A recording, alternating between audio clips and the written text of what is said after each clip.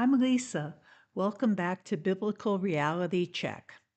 In our last episode on Job, we explored how Job's story might not be so much about suffering as it is a map of resilience, the kind that emerges when a person syncs with their own internal hum and aligns with universal laws.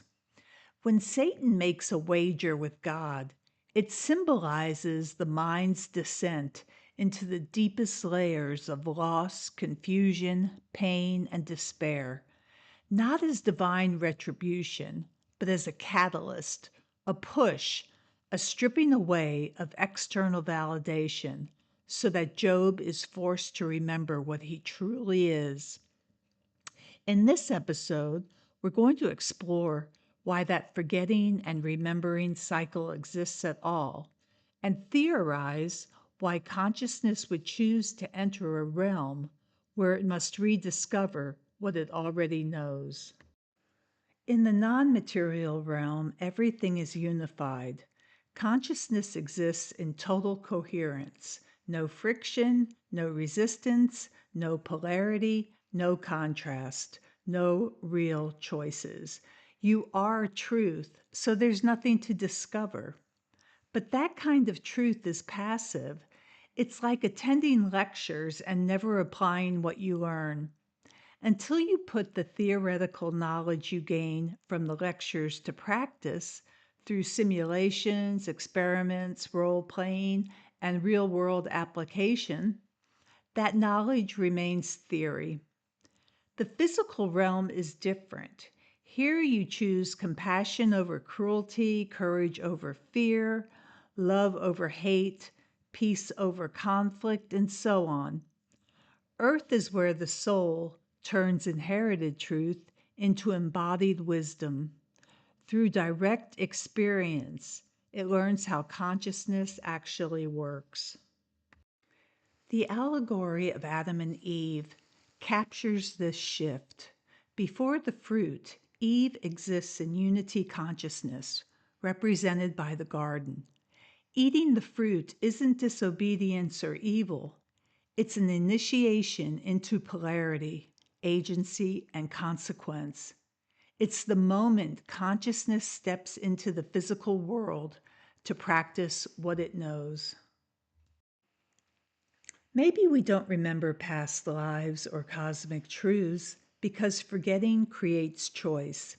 If you remembered every identity you've ever worn, you wouldn't be choosing, you'd be reenacting.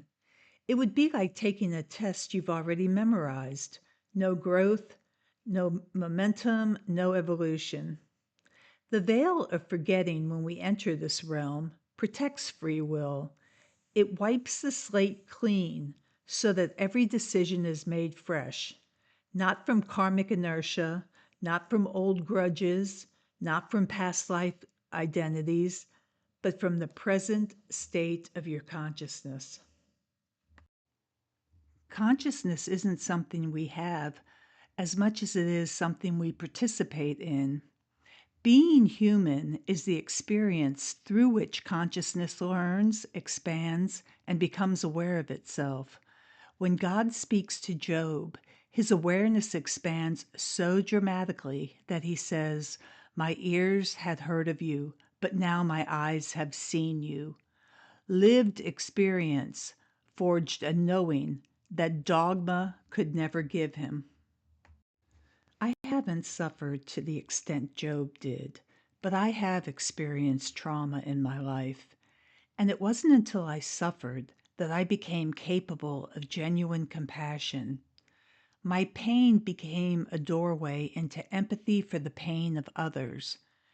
Before the trauma, I had a visual representation of the awful suffering people go through on a daily basis whenever I watched the news or read articles.